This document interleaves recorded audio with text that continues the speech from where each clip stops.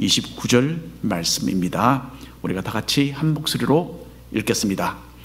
예수께서 이르시되 너는 나를 본고로 믿느냐? 보지 못하고 믿는 자들은 복되도다 하시니라. 아멘. 언젠가 본토에서 오신 어느 집사님께서 이런 이야기를 들려주셨습니다. 본토 교회에서 일어난 이야기예요. 우리 교회에서 일어난 일이 아니니까 참 다행이죠.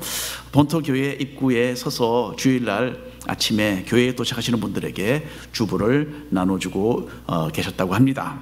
집사님과 함께 다른 한 분이 또 옆에 서서, 두 분이 남자분인데요, 함께 주부를 나눠주고 계셨는데, 그 다른 분은 오랫동안 그 교회에서 참 중요한 역할을 하고 있던 직분자였습니다.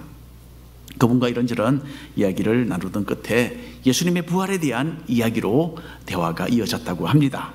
자, 그분은 집사님의 귀에 조용히 속삭이면서 이렇게 말씀을 하셨대요. 우리끼리 이야기지만 요즘 세상에 우리가 부활을 어떻게 믿겠느냐, 그렇게 말을 했다고 합니다.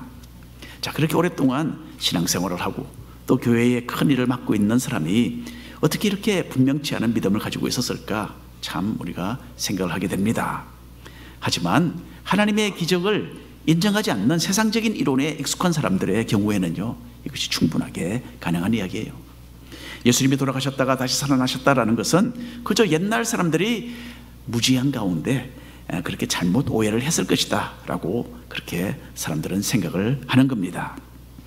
요즘 세상 사람들이 성경에 나오는 부활이나 또는 여러 가지 기적에 대해서 어떻게 생각하는지를 잘 보여주는 한 가지 예를 제가 들려드리겠습니다. 3년 전에 뉴욕에서 경매장에서 과학자 아인슈타인의 편지가 한 장 팔렸어요.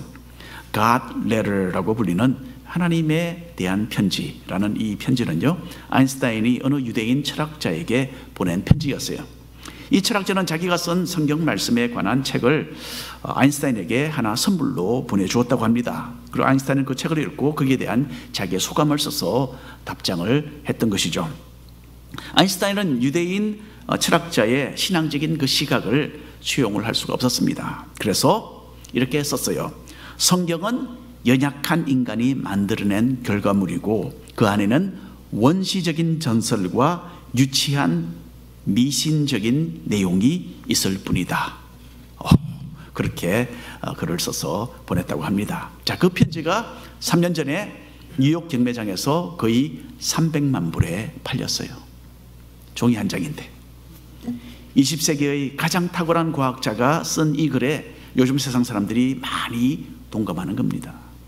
그래서 아인슈타인이 쓴 이 편지 한 장이 그렇게 인기가 있고 또 엄청난 값에 팔리게 되었던 것이죠. 일반적으로 여자분들은 부활과 같은 기적적인 이야기를 별 어려움 없이 받아들이는 것 같아요. 아무래도 남자들보다는 마음이 더 순수해서 그래요. 더 쉽게 그래서 믿음을 가지게 됩니다. 그에 비해서 남자분들은 더 많이 좀 과학적으로 따지는 그런 편입니다. 무엇이든지 그냥 순순히 받아들이기보다는 한번 질문해보고 앞뒤를 한번 재보고 또 논리적으로 맞는 이야기인지 평가를 내리는 거죠. 저를 봐도 그렇습니다. 저도 마찬가지예요. 그래서 어딘가 좀 만족스럽지 않은 그런 부분이 있으면 믿기를 주저합니다. 반면에 우리 가운데 신앙생활을 통해서 부활에 대한 굳은 믿음을 또 가지고 계신 분들도 계세요. 그런데 만일에 누가 예수님의 부활에 대해서 묻는다면 여러분 잘 대답해 줄 수 있겠습니까?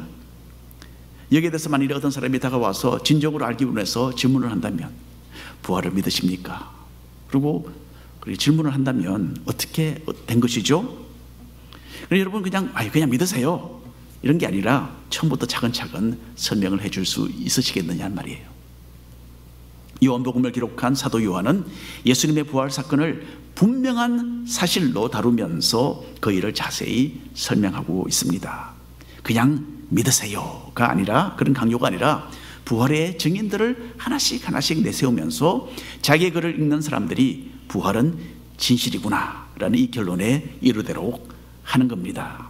그래서 오늘 요한복음 20장 말씀을 통해서 우리 스스로가 부활의 신앙을 굳게 붙들 수 있을 뿐만 아니라 이 진실의 사건을 다른 사람에게도 설명할 수 있게 되기를 간절히 바랍니다. 먼저 사도 요한은 자기 자신의 경험을 이야기합니다. 부활하신 예수님에 대해서 많은 것을 말할 수 있었겠지만 사도 요한은 가장 중요한 몇 가지 사건을 증거로 제시하는데요, 요한복음 20장에서 요한은 예수님의 제자들이 하나씩 어떻게 다시 살아나신 예수님을 만났는지를 차례대로 이야기합니다. 이 목격자들은 부활의 증인들이었고요, 그들의 말은 참으로 믿을만하다라고 요한은 설명합니다. 그래서 먼저 요한복음 20장 1절 말씀 우리가 함께 읽어보겠습니다.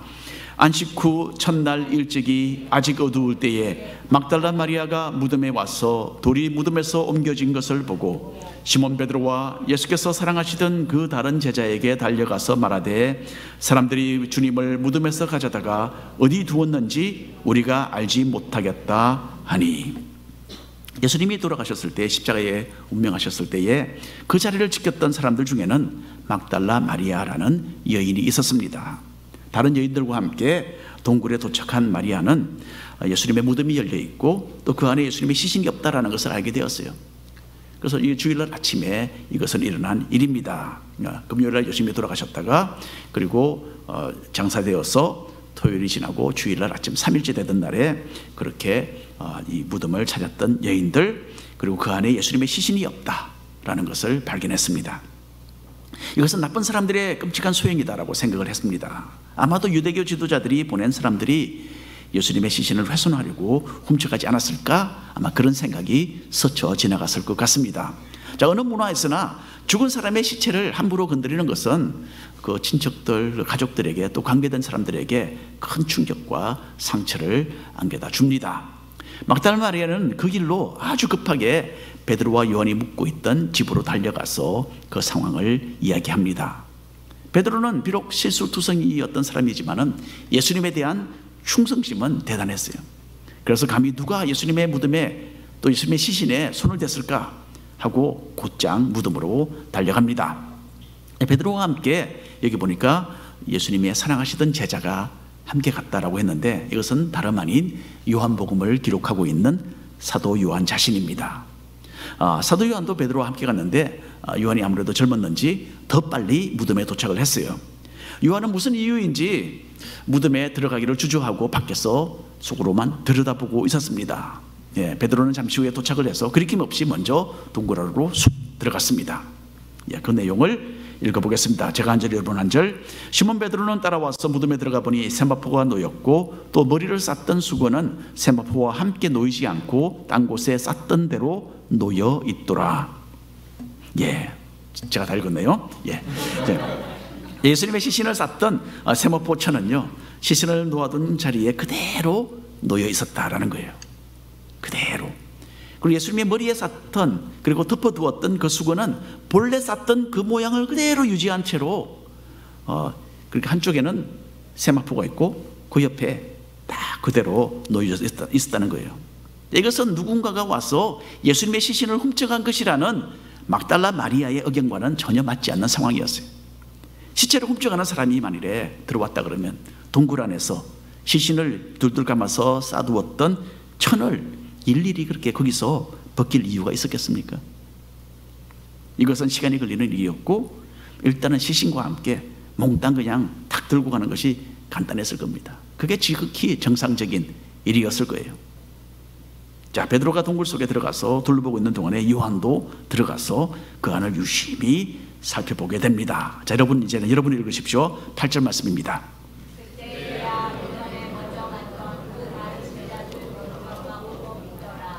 들어가서 보고 믿었다라고 합니다. 요한은 남달리 통찰력이 있는 사람이었어요. 세마포천, 머리에 쌌던 수건, 이것이 놓여져 있는 모양을 보고서 예수님이 부활하신 것을 믿었어요.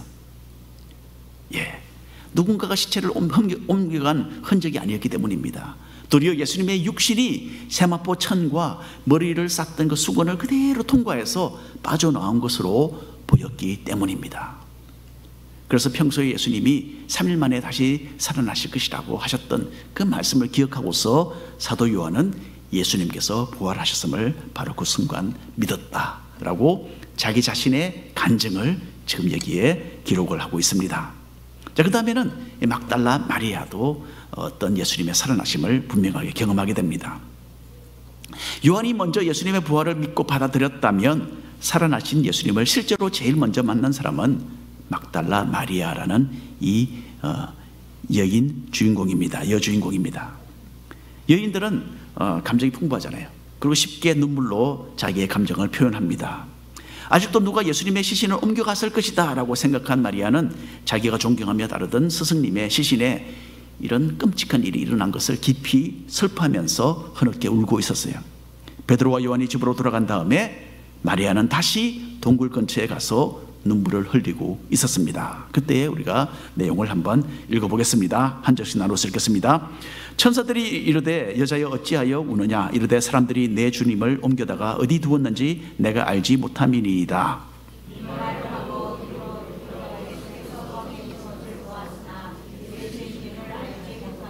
예수께서 이르시되 여자여 어찌하여 울며 누구를 찾느냐 하시니 마리아는 그가 동산지기인 줄 알고 이르되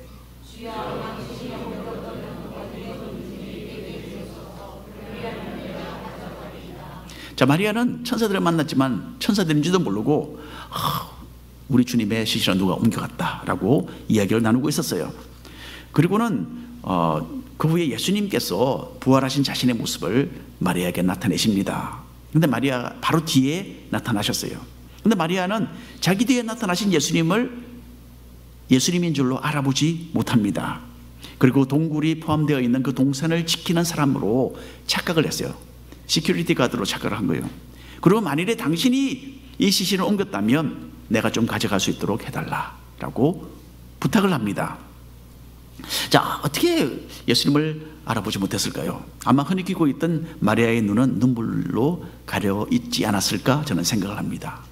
그리고 그 상황에서 뭐 다른 사람의 얼굴을 제대로 쳐다보고 뭐 그렇게 그럴 어떤 여유가 없었던 것 같아요. 그리고 또 거기다가 부활하신 주님은 어딘가 모습이 조금 달라진 면이 없지 않아 있었어요. 그래서 사람들이 금방 예수님을 알아보지 못하는 상황이 몇 번 발생을 합니다. 마리아도 일단 막달라 마리아도 주님을 금방 알아보지 못합니다. 오래전에 시애틀 교회에서 함께 잘 알고 지내던 집사님 한 분을 언젠가 제가 서울 길거리에서 만나본 적이 있습니다. 자, 저는 그 집사님을 딱 봤는데 그분은 딴곳을 쳐다보면서 지나가셨어요. 그래서 그분은 저를 못 보고 저만 봤습니다. 이 집사님은 중국과 시애틀을 왔다 갔다 하시면서 사업을 하던 분이세요. 그런데 그 바쁜 서울 길거리에서 그분을 딱 제가 보게 되었을 때는 제가 일단 제 눈을 의심하게 되더라고요.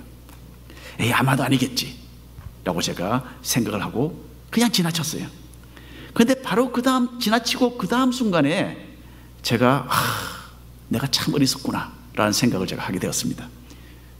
그때는 이미 그분 딴 데로 가시고 더 이상 찾지 못했죠. 그분은 너무나 특이하게 생겼던 거예요. 반쯤 대머리세요. 예. 그리고 눈이 참 둥글고 쌍꺼풀에다가 큼직하셨어요. 예. 몸집도 약간 좀 특이한 그런 분이셨어요. 그러니까 이 세상에 그분과 똑같이 생긴 다른 분이 없는 거예요. 제가 본분은 틀림없이 그분이었어요. 다만 제가 예상치 못했던 그런 상황 가운데 만났기 때문에 순간적으로 아닐 거야 라고 제가 생각을 했던 거죠. 그래서 그렇게 반갑게 인사를 나눌 수 있었는데 그만 저는 그 기회를 놓치고 말았습니다. 제가 요즘도 아직도 그 생각을 해요. 예. 이게 한 20년 전 이야기인데 아직도 그분을 제가 만나지 못했습니다. 자, 무엇보다도 마리아는 주님의 시체를 찾아 헤매고 있었어요. 그 당시에 죽은 사람을 지금 찾고 있는 거예요. 그렇기 때문에 살아나신 주님을 만나게 될 것이라고는 전혀 상상을 하지 못하고 있는 거예요. 아마 우리도 이런 실수 자주 범하고 있을 것 같습니다. 주님께서는 우리의 마음속에 말씀하시고 우리를 깨우쳐 주시고 계시는데 우리는 그분을 제대로 인식하지 못하는 거예요. 온통 이 세상의 일에 정신을 쏟고 있으니까 예수님께서 말씀을 하셔도 그것이 주님의 음성인 줄도 깨닫지 못하고 그냥 넘겨버리는 것은 아닌지 우리 스스로를 한번 돌아보시기를 바랍니다. 자, 요한복음 20장 16절 17절 말씀 한 목소리로 읽겠습니다.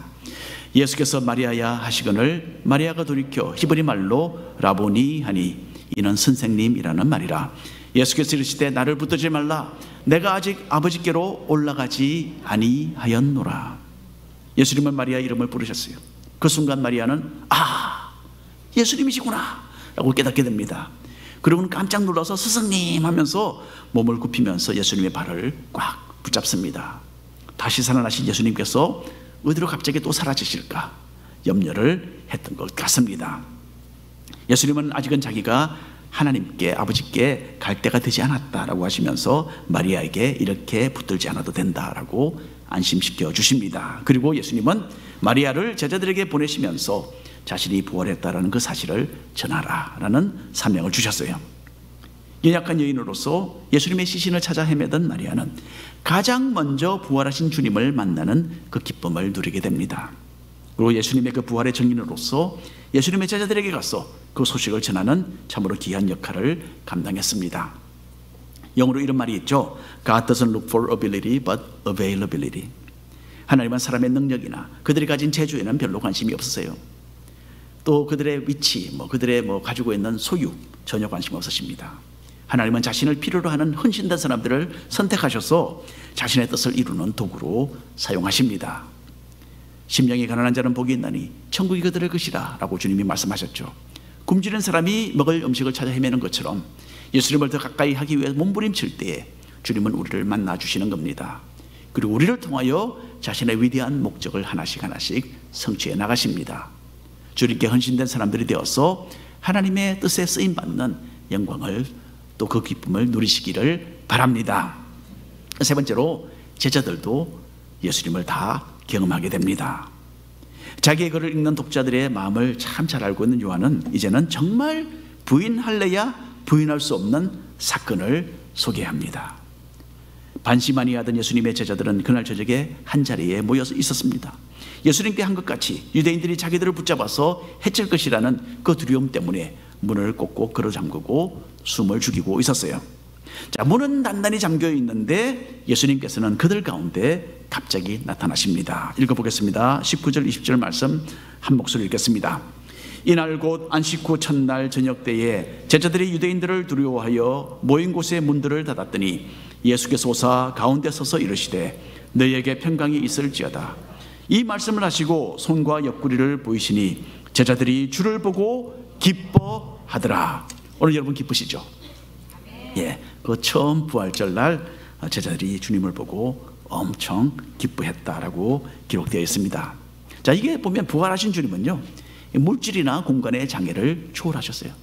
그러니까 무덤에서 이 세마포나 얼굴에 쌌던 그 수건 이거 다 그대로 통과하시고 부활하신 거죠.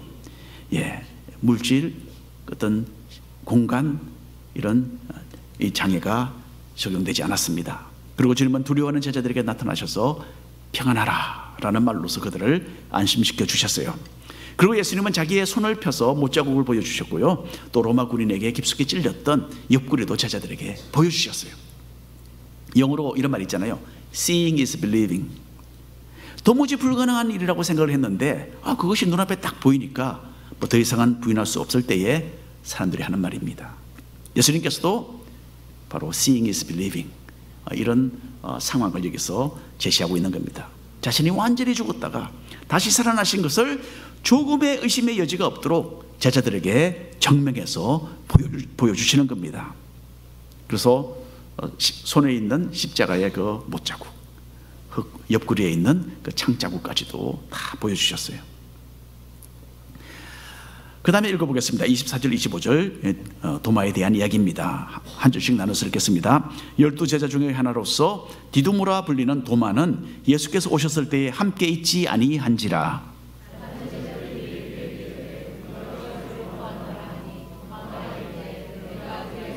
함께 읽겠습니다. 내 손가락을 그 못자국에 넣으며 내 손을 그 옆구리에 넣어보지 않고는 믿지 아니하겠노라 하니라. 자, 웬일인지 우리는 이 도마의 이 말을 그렇게 탓하고 싶은 마음이 들지 않습니다. 도마 입장에서는 그럴 수 있는 거죠. 다른 제자들은 다 부활하신 예수님을 만나보았습니다.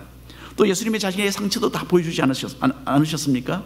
그러니까 예수님의 부활을 눈으로 보고 그래서 마음으로 받아들일 수 있었습니다. 하지만 도마는 그 자리에 없었어요.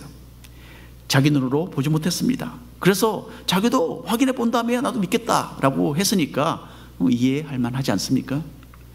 사실 도마는 한 걸음 더 나아가서 나는 볼 뿐만 아니라 내 손가락으로 내가 직접 만져보겠다, 그렇게까지 약간 좀 과하게 이야기를 한 것은 사실입니다.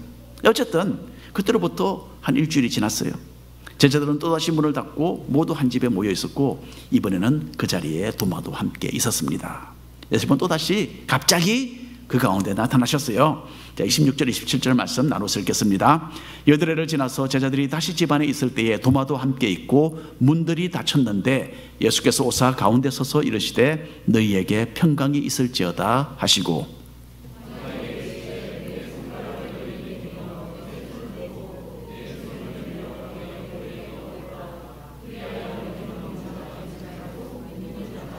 아멘. 예수님은 도마에게 손을 내미시고 네가 말했던 대로 한번 확인하라 라고 제안하셨지요. 예, 손도 만져보고 옆구리도 넣어보고 하라. 그리고는 의심 안 하는 자가 되지 말고 믿는 사람이 되어야 된다. 믿는 사람이 되어야 된다. 예, 도마는 예수님의 손과 옆구리 자기 손으로 직접 점검할 필요가 없었을 것으로 저는 생각합니다. 예, 죽으셨던 주님이 살아나셔서 자기 앞에 딱 서 계시는데 자기 눈으로 보고서 뭐 그렇게 그럴 필요가 있었을까요? 그리고 그때 도마는 예수님께 가장 높은 차원의 신앙을 고백하게 됩니다. 28절 29절 함께 읽겠습니다. 도마가 대답하여 이르되 나의 주님이시요 나의 하나님이시니이다. 예수께서 이르시되 너는 나를 본고로 믿느냐? 보지 못하고 믿는 자들은 복되도다 하시니라. 예수님의 제자들은 다 예수님을 보고서 믿었어요. 주님의 부활을 보고서 믿었습니다. 하지만 예수님은 장차 보지도 않고서 믿을 사람들이 있을 것이다 라고 하시면서 그 사람들은 정말 복받을 사람들이다 라고 말씀하셨어요. 이렇게 복받을 사람들이 누굽니까? 예, 우리들입니다. 우리는 예수님을 육신으로 만나보지 못했고요, 예수님의 부활도 우리 눈으로 확인하지 못했습니다. 하지만 우리는 믿고 하늘의 복을 받게 되었어요. 여러분, 우리는 누가 지어낸 허황된 이야기를 믿는 것이 아닙니다. 예수님의 제자들을 비롯해서 수많은 사람들이 예수님의 부활을 목격했어요. 그리고 자기들이 보고 또 경험하고 손으로 만진 것을 토대로 해서 주님의 부활을 목숨을 내걸고 전했습니다. 그리고 어떤 사람들은 실제로 목숨을 바쳤어요. 그 일을 위해서. 그렇기 때문에 우리는 믿을 수 있어요.